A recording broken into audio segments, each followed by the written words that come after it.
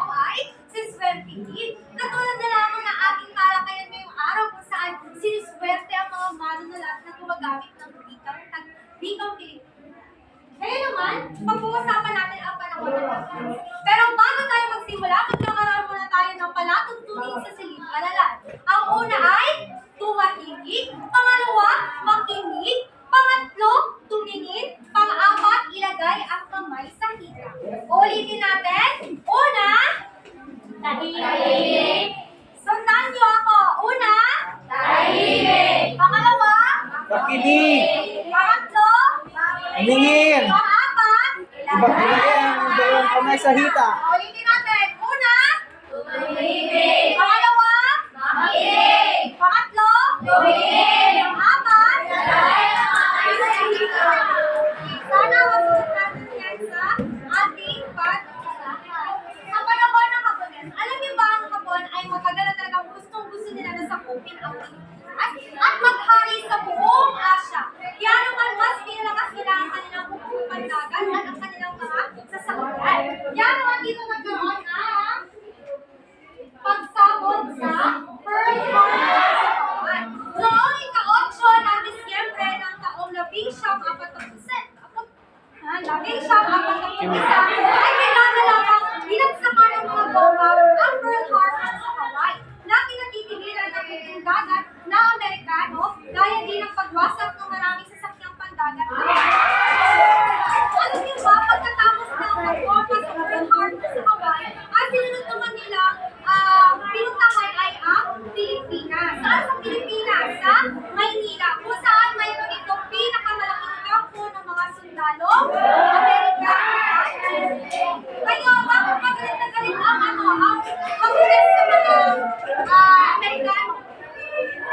Bakit nga ba? Para mailigtas sila sa military, something na military at tapos, pagkatapos sa Maynila, pumunta naman sa Bataan, kung saan nagkaroon ng Kabataan Death March. Ano naman meron sa Kabataan Death March? Ito naman yung pagpapalakad sa mga sundalong Amerikano at mga Pilipino. Na kung saan mula sa Batangas, papuntang Pampanga, naglalakad sila. Wala silang pagkain o inuwi. Kaya naman kadalasan sa kanila ay mga namatay. At ang iba naman ay surviving dahil ang iniinom na lamang nila ay mga tubig sa imbornal. At kapag gusto naman nila, magpahinga, doon naman sila bibigyan ng malupit na pagdako ng mga Hapones. So, ito yung picture o larawan sa Pearl Harbor sa Hawaii. Dito natin makikita na talaga ng pinaghandaan ng mga Hapones ang pagsabog sa Pearl Harbor. Ayon sa itinatala ng Chinese map coffee law na nagsimulang pinahila noong 1935 pagkatapos nga sa 1945. So dito makikita natin ang 10 taong transisyon sa pananakop ng mga Hapones sa ating mga Pilipino. At dito mas lalong lumago o mas yumaman ang edukasyon mula sa unang baitang hanggang sa kolehiyo. Ngayon naman, lumako naman tayo sa paninikang Pilipino noong pananakop ng Hapones. Ano nga ba ang nagbigay aliw sa paninikang ng mga Pilipino? Sinahod ng mga Hapones ang Pilipinas noong 1941 at 1945. Sa pagsasabot na ito, inutan ang paninikang Pilipino. Ang lingguhang liwayway ay nilagay sa matiklit na pagmamatyag ng mga Hapones. Ano naman ang lingguhang liwayway? Ito ay isang magandang magazine kung saan mayroon siyang mga nakapalogin tungkol sa pamumuhay ng mga tao, tradisyon, kultura. Diyan talaga ang mga nilalaman ng lingguhang liwayway. Ngayon, bakit nasa mahigpit siya ng pagmamatyag ng mga Hapones? Dahil natatakot ang mga Hapones na maaaring ang mga nakalagay, ang mga nakalatha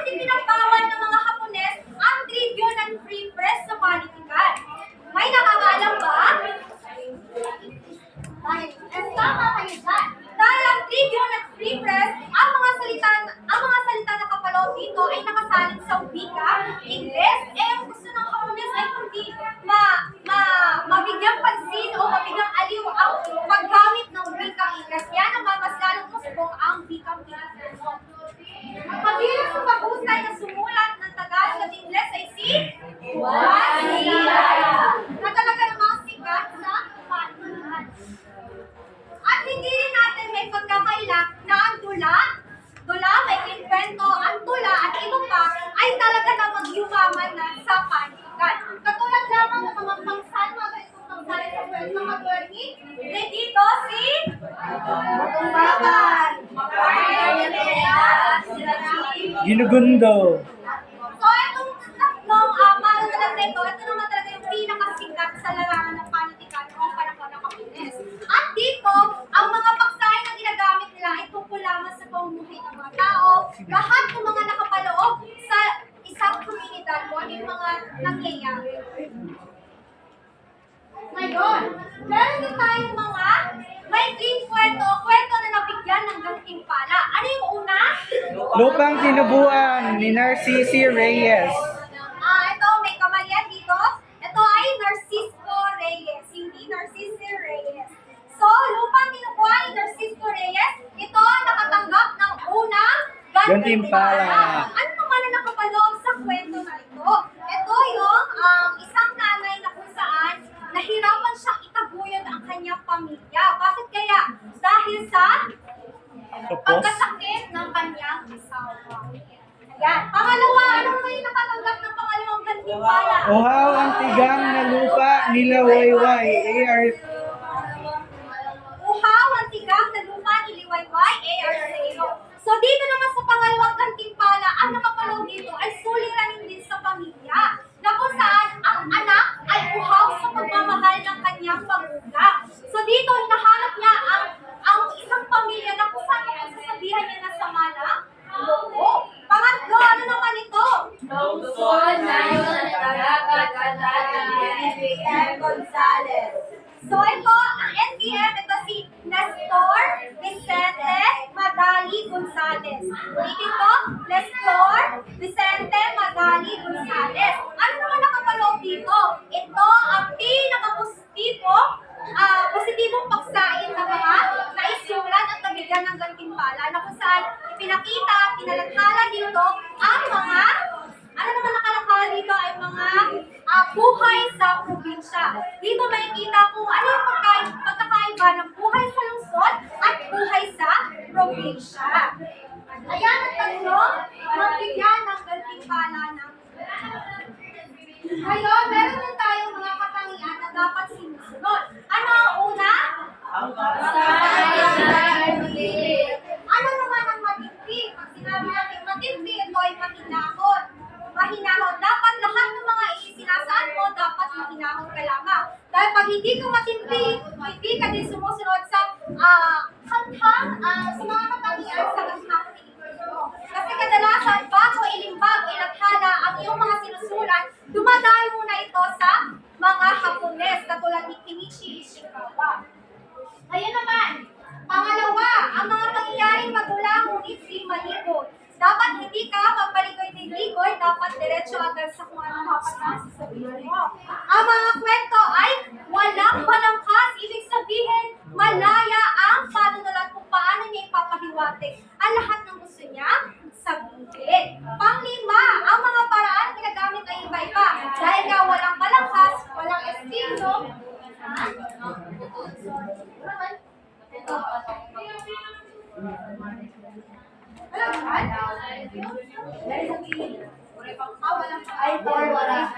sige, isulat niyo na lamang kahit hindi na sama. Ano number 5? Number 4. Ang pang-apat.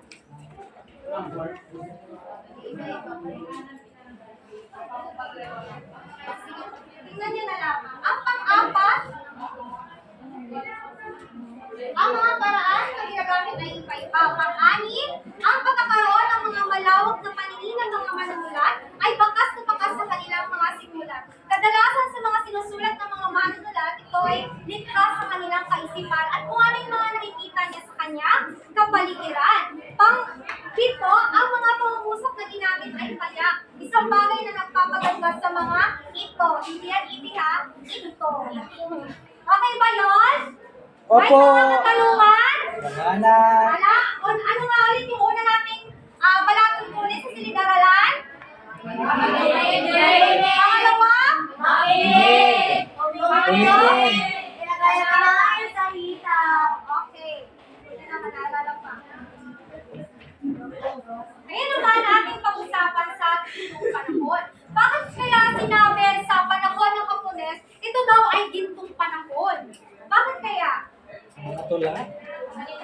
Dahil sa tula, dahil sa maikling kwento, at sa paggamit ng mga salitang wika Pilipino. Dito kasi mas lalong umusbog. Kung makikita natin sa panahon ng Kastila, panahon ng Amerikano, ipinagbabawal ang pagbabasa ng mga wikang Pilipino. Kaya naman, dito sa panahon ng Hapones, nabigyan ito ng gintong panahon para sa mga manunulat na gumagamit ng wika Pilipino. Kaya meron naman siyang katanungan. Bakit ang muling pagsilang sa sariling panitikan ay naganap pa sa loob ng panahon ng kaligtasan? Bakit nga ba? Hindi natin may pagkakaila na ang panitikan ay sadyang mayaman na noon pa lamang. Bakit kaya mayaman ang panitikan noon pa lamang? Dahil sa mga sumangkop na mga panahon, katulad ng panahon ng Kastila, panahon ng Amerikano, na siya nagbigay, naglimpag din ng counting aliw sa atin sa panitikan. Masasabi rin namang pinalad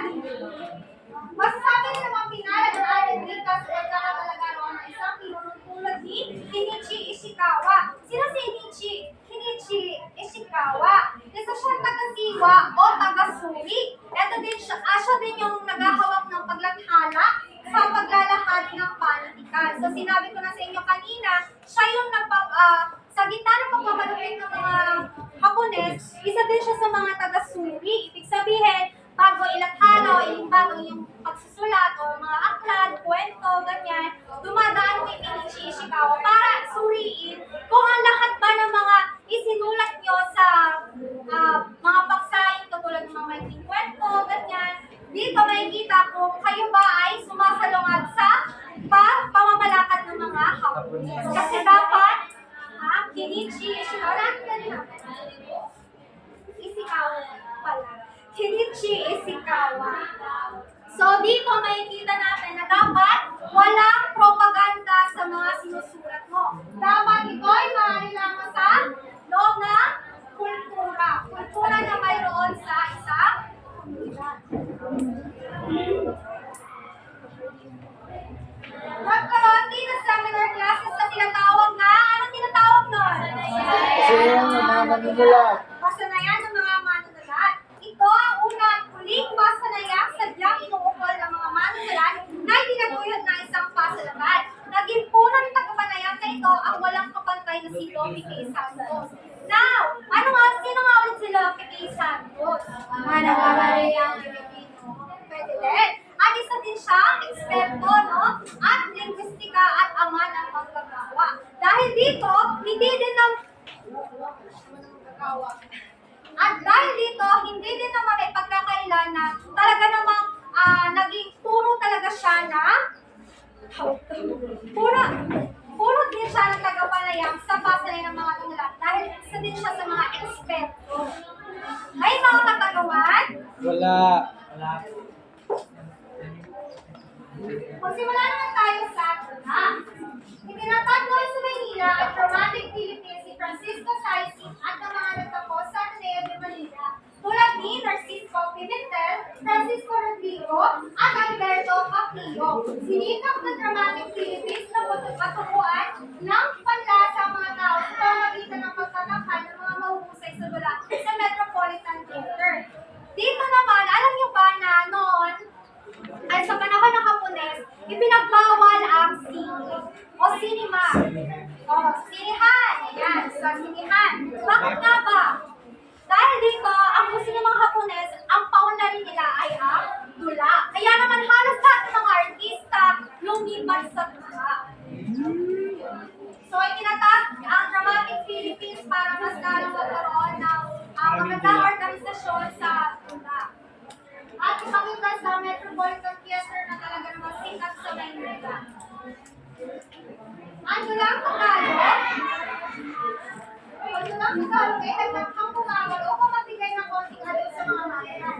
Ang mga teatrong malalaki at maliliit ay nagsipaglabas ng mga dulang maigli. Pinalagyan ng mga tao ang mga pagtatanghal sa malalaking dulaan tulad ng Avenue, Live, Manila Grand Opera at iba pa. Tanghalang dati pinagalabasan ng mga tanyag ng pelikula at artista. Dito madalas ang pinapalabas ng mga pelikula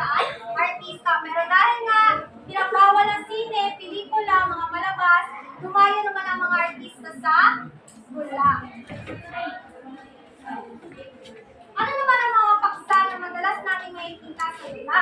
Ang paksa ay tumutugon sa lahat ng hinihingi na isang totohanan drama sapagkat nangihibabaw sa mga dulang sinulat noon ang ihip ng damdamin, katimtiman ng pagmamahal na anak sa ina, ng ina sa anak, ng kasuya sa kasintahan at gayon din ang pagkilala sa tungkulin at ang pag-ibig ng inang bayan. So makikita natin katulad sa mga nabigyan ng gantimpala, tungkol siya sa masidhing damdamin sa pamilya, suliranin sa buong taong to pamumuhay, pati na rin sa nakapaloob sa kapaligiran ng isang pamilya. Mayroon din yung katanungan? Wala. Wala na? Tumako naman tayo sa mga dula at manunalat. Ilan sa mga pangunahing nagtingning sa larangan ng dula ang may aklang Sino Ba Kayo? Julian C. Balmaceda. Ito ay dinanghal ng Dramatic Philippines sa Metropolitan Theater sa ilalim ng pagmamahal ng Narcisco Pimentel dahil sa anak ang palabas ni Suwan ang higante ng patay at inidinan ng bayani. Ang huli ay habang sa dulang ng Nueva Nixon. Sino Ba Kayo? By Julian C. Balmaceda. Ito ay pag-iikot sa identidad na isang tao. So dito yung mga mapagpanggap na isang tao. So dito, ang hinahanap kung sino nga ba talaga. Sino ba kayo? Okay? Magets ka ba? May mga katanungan? Wala po. Sinulat ni Jose Maria Hernandez ang kasaysayan nilang may 3 yugto na Panday Pera. Ang mga dula ng panahong iyan ay nagkaroon ng pagkakataong may tangkal sa aming theater sa pangasiwa ni Roberto Galeana as a state theater sa pangasiwa ni Raon A. Silla. Sa Panday Pira, ito naman yung nagbigay sa atin para magmulat tayo sa kaisipan. Ano ba yung mga pamumuhay noon? Ano ba yung pamumuhay noon? Pagpapanday. So yan, Panday Pira. Dito sa picture na to, pinagsama ang Panday Pira ay ang The Great Canyon of Drama Sulaiman. So dito, ang inahan kasi noong unang panahon, may isang Pilipino na nakagawa ng first canyon, pinakaunang canyon dito sa Pilipinas, para sa panahon ng Amerikano. May katanungan? May katanungan? Wala po. Wala, nakikinig ba ang lahat? Opo. Nakikinig ba? Opo. Okay. Proceed. Sumulat naman ng mga dulang panradyo, sina Jose Villapaganiban at Jose M. Hernandez. Tungkol sa mga pangkasaysayang pangyayari tulad ng utak habang panahon na itinampok ni Babini at ang anino ng Davitan tungkol kay Rizal. So ito daw yung mga dulang panradyo. So hindi lang basta-basta mula sa itinatanghal sa isang teatro, meron din tayong panradyo. Talaga naman sumikat. At nabigay sa mga at sa mga Dramatic Philippines, nagtanghal din ang iba't ibang dula ni Wilfredo M. Guerrero sa Metropolitan Theater. Sa pagkakatanda ko sa Metropolitan Theater, kadalasan din sa mga K-pop ngayon, no? Isa din sila sa mga lokasyon na ginaganap sa mga concert, no? Katulad sa G-Friend, no? Sa G-Friend, lahat talaga. So, Sa Twice. Parang iba din sa concert ng Blackpink, Twice. Sa arena talaga siya, pero dito sa Metropolitan Theater, maliit pa lang yung concert. Di siya concert parang fan-signing ata. Small event. Admit, sina Claudio Del Mundo at Mateo Cruz Fernando ay nagkakala ng isang dula sa liwayway ang Bulaga. ika-23 ng Pebrero, 1943. Nagkala rin ng San Juan Abacan ni Alfredo Pacifico Lopez, ang dulang sa pula sa puti ni Francisco So Rodrigo ay tinakal noong panahon ng Hapon. Sa pula sa puti, ito na yung sa manok, tama. Ito ay may isang lalaki na kung saan hindi niya matigil ang pagsabong. Kahit tumatalo siya o ganyan. Kasi iniisip niya, swertihan lamang ang pagkakapanalo. Dahil sa swerte na nasa utak niya, sa swerte na ko ganyan. Kahit matalo, porsigido pa rin siya makipagsako kahit ano. So, kaya yung isa sa mga paksain ng mga tula sa panahon na may iyon lamang